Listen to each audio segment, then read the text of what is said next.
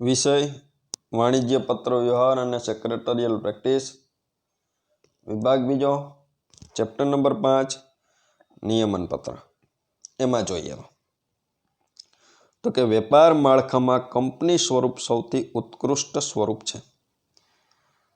ए मोटा पाया पर वेपार स्वरूपनी अंदर जो कोईनो विकास थयो होय तो ए शुं छे तो कि भाई कंपनी स्वरूप छे, परंतु ते जीवंत व्यक्ति नहीं। तो कि भाई कंपनी है तेने व्यक्तित्व प्राप्त थयुं छे। केवुं तो कि भाई कायदाए तेने कृत्रिम व्यक्तित्वनुं स्वरूप आपेलुं छे, परंतु एने जीवंत गणी शकाय नहीं। आ कृत्रिम व्यक्तित्वनुं निरूपण करवा माटे कंपनी रजिस्ट्रार पासे जरूरी दस्तावेजोनी नोंधणी करावी पड़े छे। तो कि भाई अहींया कृत्रिम व्यक्तित्व छे कंपनी ने प्राप्त थयुं छे, तो कि भाई कृत्रिम व्यक्तित्व एने आपवामां आवेलुं छे। तो एना माटे कंपनी रजिस्ट्रार पासे केटलाक दस्तावेजो छे तेनी नोंधणी करावी पड़े छे। तो कि भाई आ दस्तावेजोनी अंदर आपणे जोईए तो आवेदनपत्र ए अगत्यनो दस्तावेज छे। आना अगाउना चेप्टरनी अंदर आपणे आवेदनपत्र विषे अभ्यास करेलो हतो। एनी अंदर आपणे जोयुं हतुं तो कि भाई आवेदनपत्र छे ते कंपनीनो मुख्य दस्तावेज छे, पायानो दस्तावेज छे, ते कंपनीनुं बंधारण दर्शावे छे अने एनी अंदर कंपनीनी कलमो दर्शावेली होय छे। तेवो आपणे त्यां अभ्यास करेलो हतो। એટલે કીધું છે તો કે ભાઈ આવેદનપત્ર છે એ કંપનીનો અગત્યનો દસ્તાવેજ છે। બીજો દસ્તાવેજ એ નિયમનપત્ર છે। તો અહીંયા આપણે ચેપ્ટરનું નામ આપેલું છે તો કે ભાઈ નિયમનપત્ર। તો કે ભાઈ નિયમનપત્ર છે એની જરૂર ક્યાં પડે છે તો કે ભાઈ કંપની શરૂ કરવી છે એને કૃત્રિમ વ્યક્તિત્વ આપવું છે તો એના માટે આવેદનપત્ર રજૂ કરવું પડે અને સાથે નિયમનપત્ર પણ રજૂ કરવું પડે છે। તો નિયમન એટલે નિયંત્રણ કરવું। તો કે ભાઈ નિયમનપત્રની અંદર અહીંયા બે શબ્દ છે તેને જુદા પાડેલા છે। તો કે ભાઈ પહેલો શબ્દ કીધો છે તો કે ભાઈ નિયમન। તો કે ભાઈ નિયમન એટલે શું તો કે ભાઈ નિયંત્રણ કરવું अथवा तो शू कहे तो कि भाई नियमों नक्की करवा।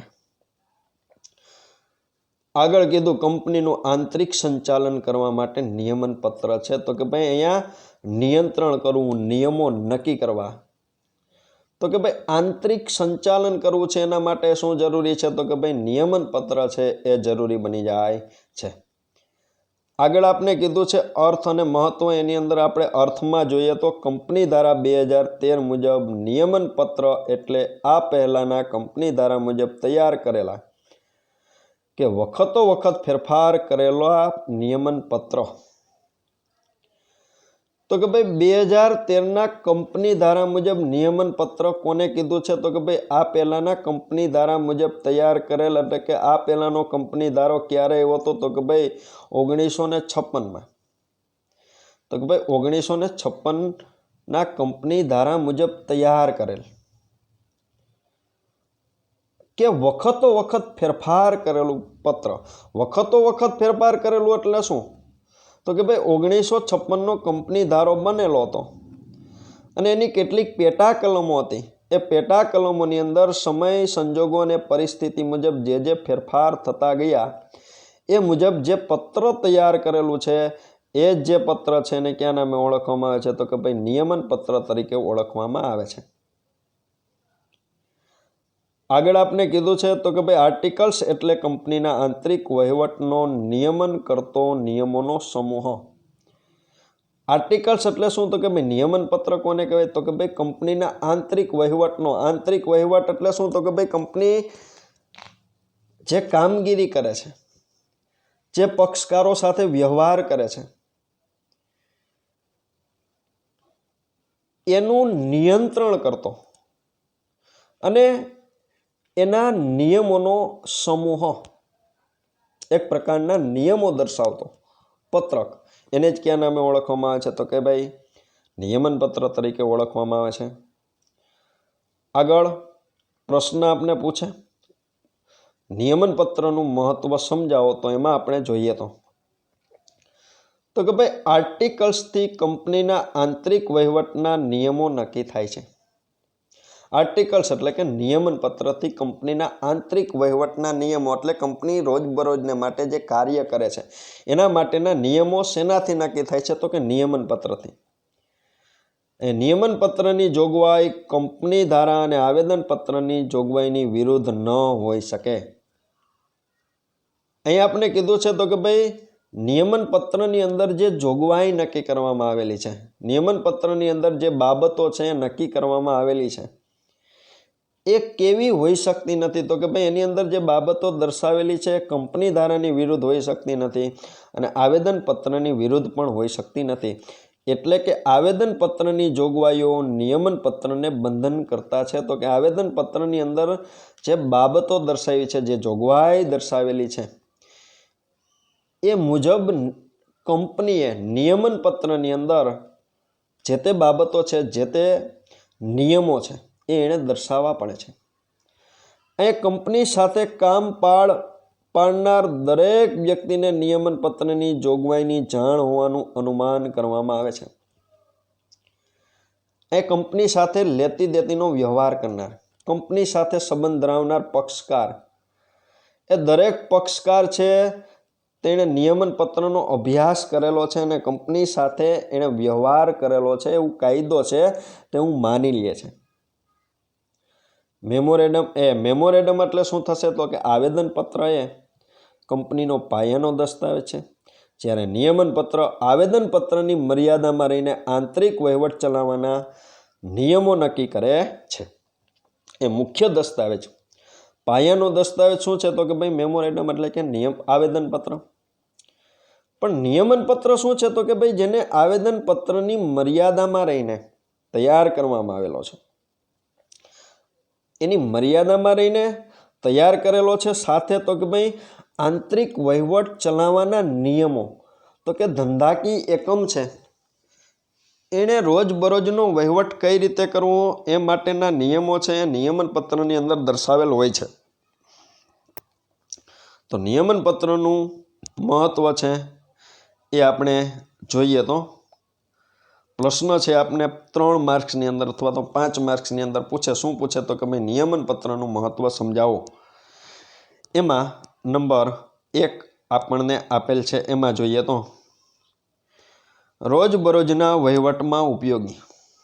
એમાં કીધું છે તો કે ભાઈ આવેદનપત્રમાં દર્શાવેલ કાર્યક્ષેત્રની મર્યાદામાં રહીને યોગ્ય વહીવટ અને સંચાલન માટે જરૂરી નીતિ નિયમો દર્શાવવામાં આવે છે.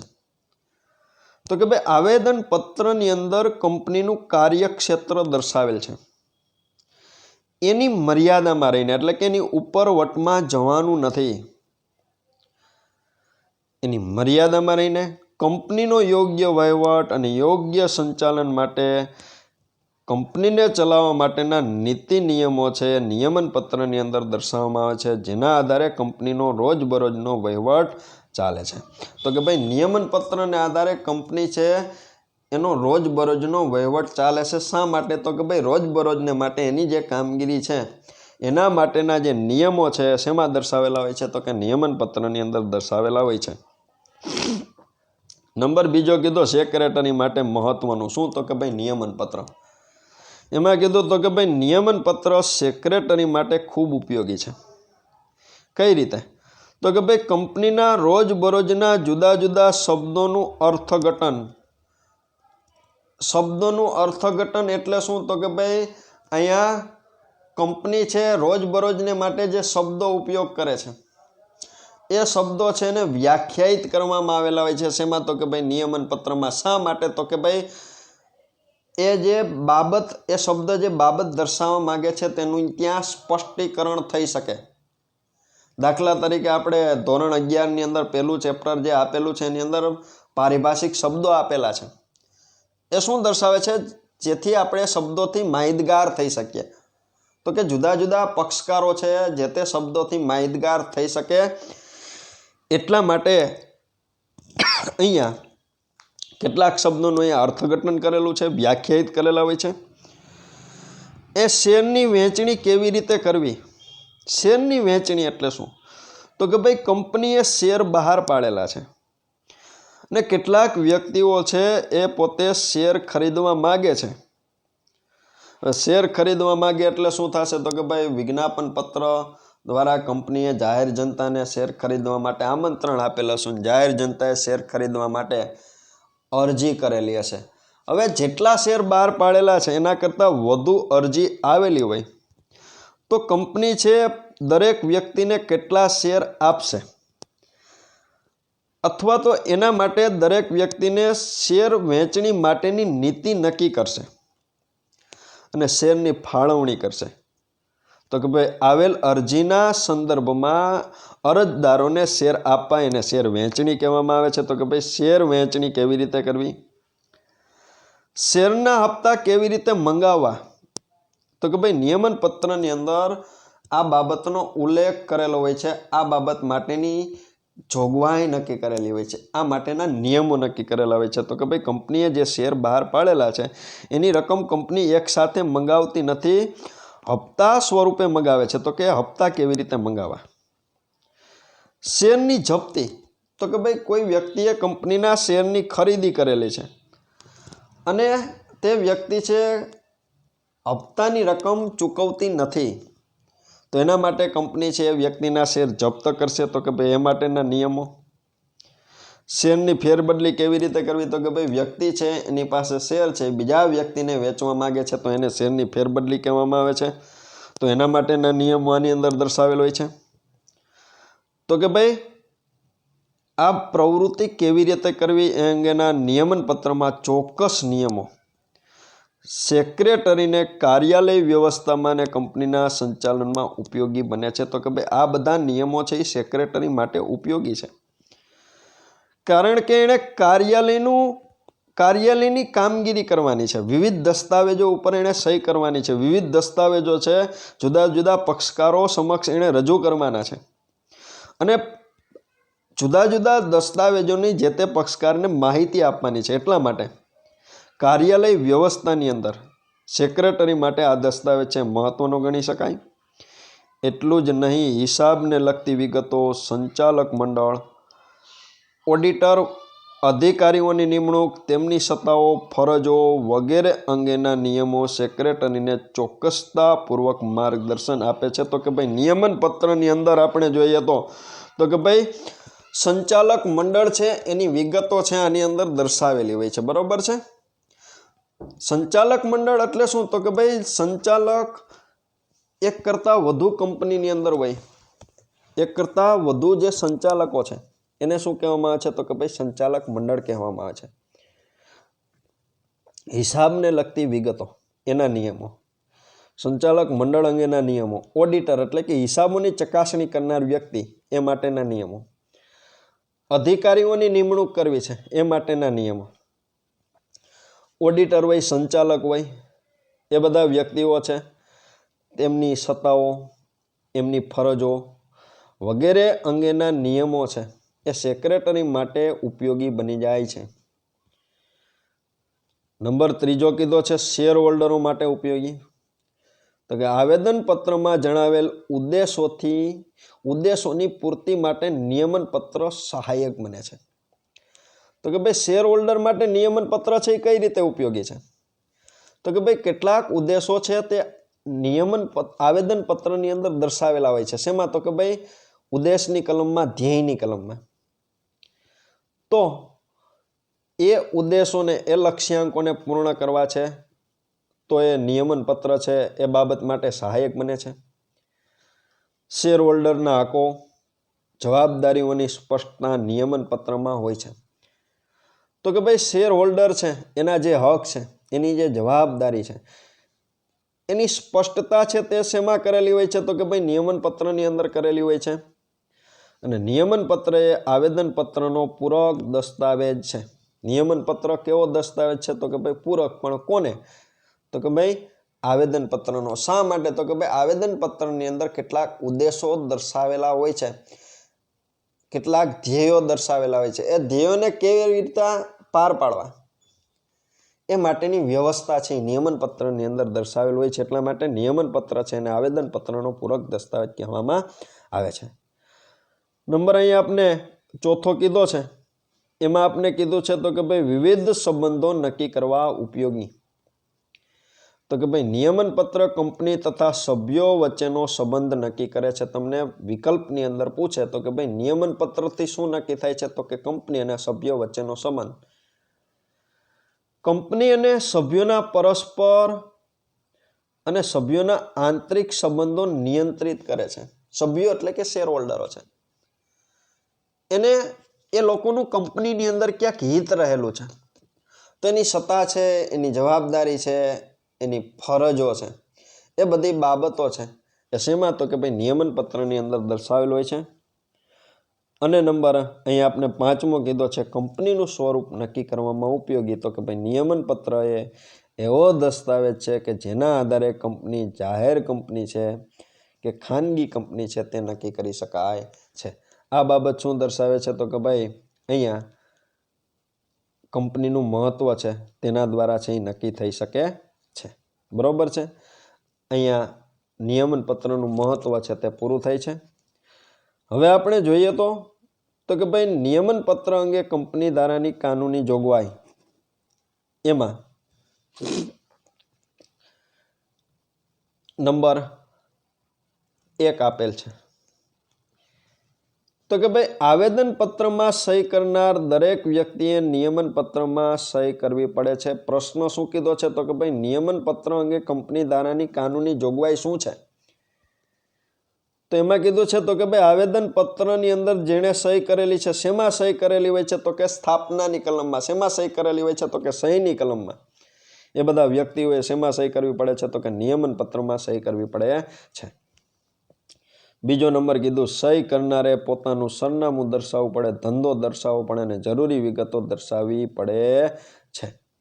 તો કે જે વ્યક્તિઓએ આવેદનપત્રની સહીની કલમમાં, આવેદનપત્રની સ્થાપનાની કલમમાં સહી કરેલી છે, એણે પોતાનું સરનામું, એનો ધંધો અને જરૂરી વિગતો છે તે દર્શાવવી પડે છે. નંબર ત્રીજો કીધો સહી ઓછામાં ઓછા એક સાક્ષીની સામે કરવી પડે. તો કે સહી છે એ જરૂરી છે, કોની, તો કે સભ્યની, પણ એના માટે એક સાક્ષીની હાજરી છે એ જરૂરી છે. નંબર ચોથો કીધો તો કે ભાઈ નમૂનામાં આપેલ નિયમન પત્રમાં સમાવેલ તમામ નિયમોનો કે કોઈ નિયમનો કંપની સ્વીકાર કરી શકે છે. તો કે ભાઈ અહીંયા કંપની છે, એણે નિયમન પત્ર તૈયાર કરવું છે, તો એના માટે એણે કેટલાક દસ્તાવેજો છે એ કંપની રજિસ્ટ્રાર સમક્ષ રજૂ કરવા પડશે. તો કંપની રજિસ્ટ્રાર છે એને નમૂનાની અંદર નિયમન પત્ર આપે છે, નમૂનાનું નિયમન પત્ર. તો એની અંદર કેટલાક નિયમો દર્શાવેલા હોય છે, એની અંદર જે નિયમો દર્શાવેલા હોય એ તમામ નિયમો છે એ અથવા તો તેમાંથી કોઈ પણ નિયમનો કંપની છે પોતે સ્વીકાર કરી શકે છે, એટલે કે નક્કી કરી શકે છે. નંબર 5મો કીધો કંપની નિયમન પત્રની જોગવાઈનું પાલન કરવા બંધાયેલ છે. તો કે ભાઈ નિયમન પત્રની અંદર જે કંપનીને ચલાવવા માટેના નિયમો આપેલા છે એ મુજબ કંપની છે એ કામ કરવા માટે બંધાયેલ છે. કંપની સભ્ય તરફથી જવાબદારીમાંથી છટકી શકે નહીં.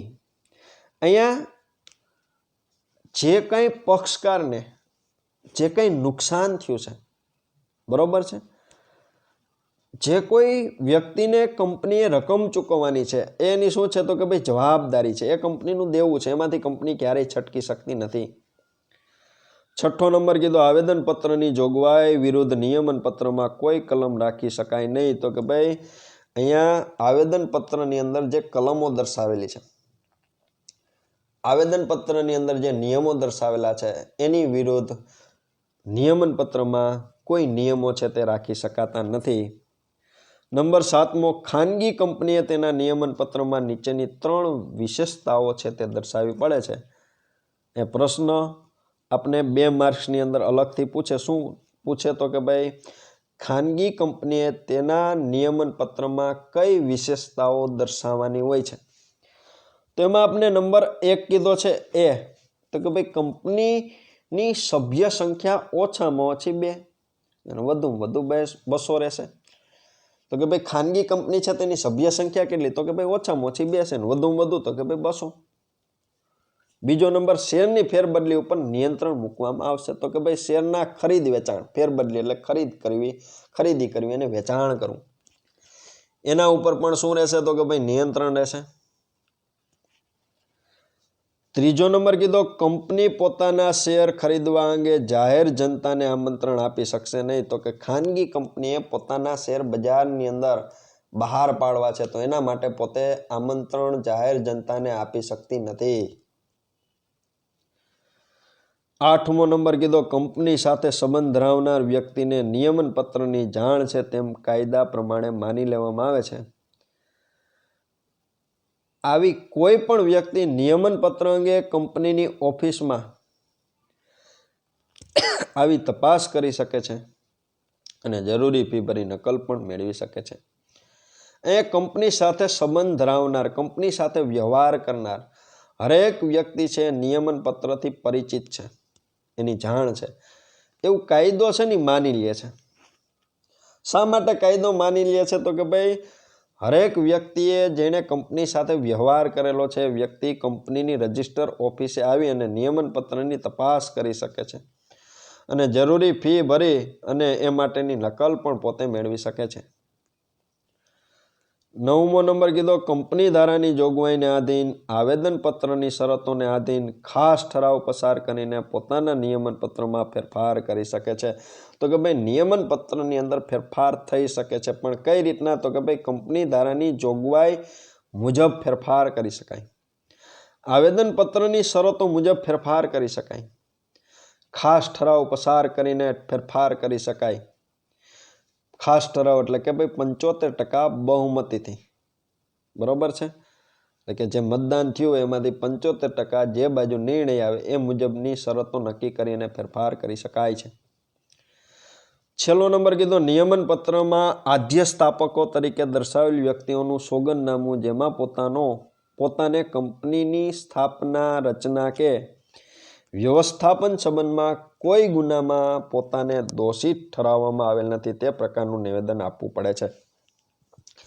અહીંયા નિયમન પત્રમાં આદ્ય સ્થાપક તરીકે દર્શાવેલ વ્યક્તિઓ, આદ્ય સ્થાપક એટલે કોણ? તો કે જે વ્યક્તિઓએ સહી કરેલી છે, બધા વ્યક્તિઓને આદ્ય સ્થાપક કહેવામાં આવે છે. તો કે એણે એક સોગંદનામું રજૂ કરવું પડે છે.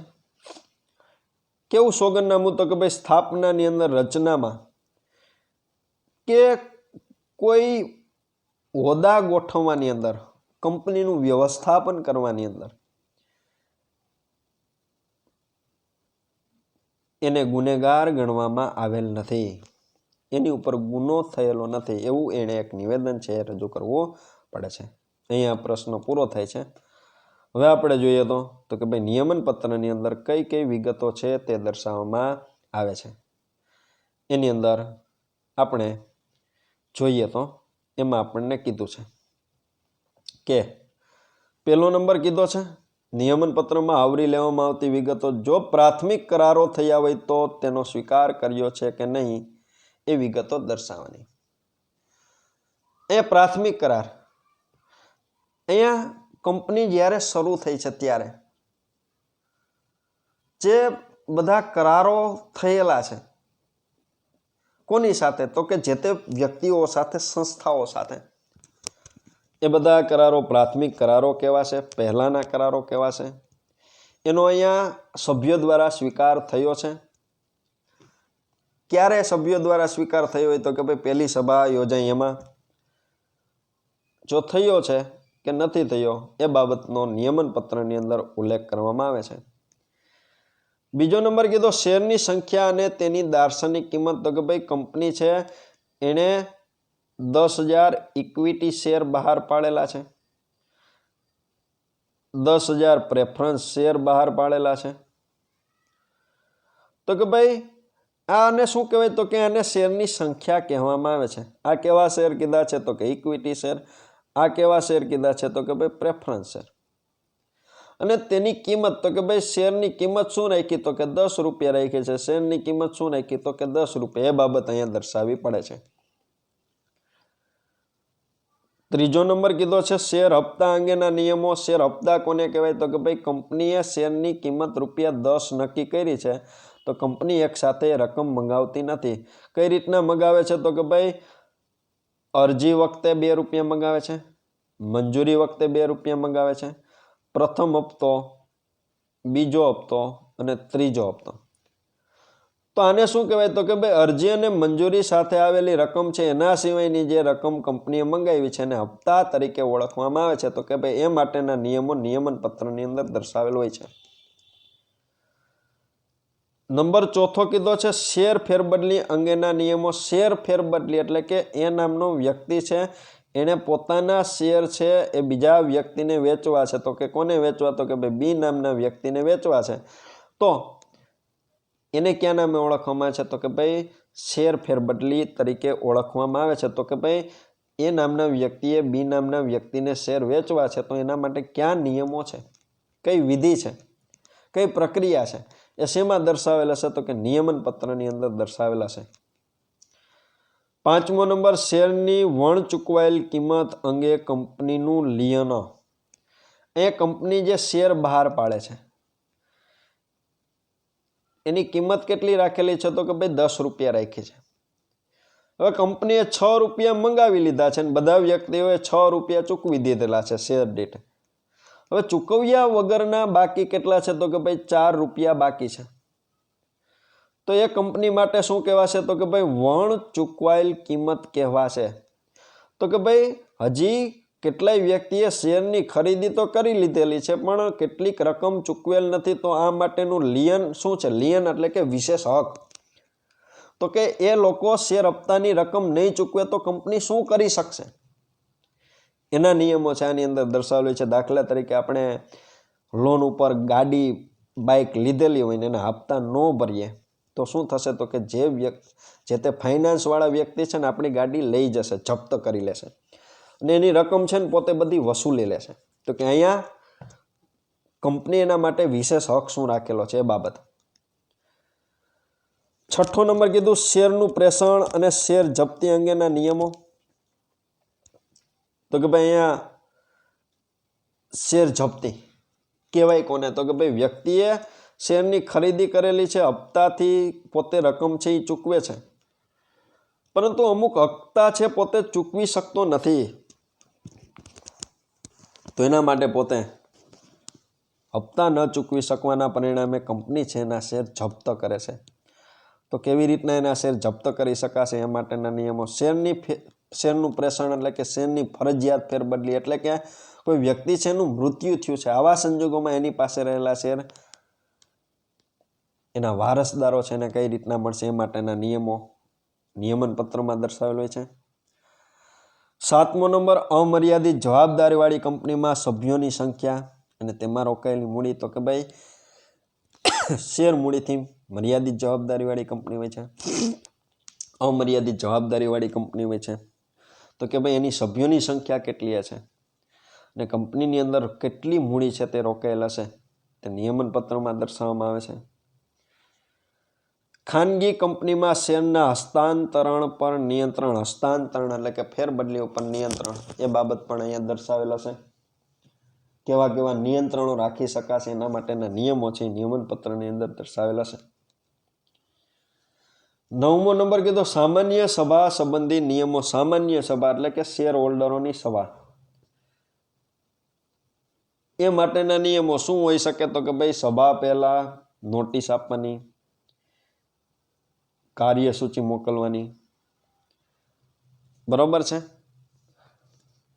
કેટલા દિવસ પહેલા નોટિસ આપવાની એ માટેના નિયમો છે એ નિયમન પત્રની અંદર દર્શાવેલા હોય છે। 10મો નંબર સંચાલક મંડળની સત્તાઓ અને ફરજો। તો કે ભાઈ કંપનીના જે સંચાલકો છે એને કેટલી સત્તાઓ મળેલી છે, એની કંપની પ્રત્યેની ફરજો શું છે એ બાબતો પણ નિયમન પત્રની અંદર દર્શાવેલ હોય છે। ડિવિડન્ડ અંગેના નિયમો। ડિવિડન્ડ કોને કહેવાય? તો કે ભાઈ શેર ઉપર આપવામાં આવતું વળતર એને ડિવિડન્ડ કહેવામાં આવે છે। તો કે ભાઈ એ માટેના નિયમો પણ નિયમન પત્રની અંદર દર્શાવેલા હોય છે, બરોબર છે। અહીંયા નિયમન પત્રમાં આવરી લેવામાં આવતી વિગતો છે તે પૂર્ણ થાય છે અને અહીં આપણો લેક્ચર છે તેને પણ પૂર્ણ કરીએ છીએ.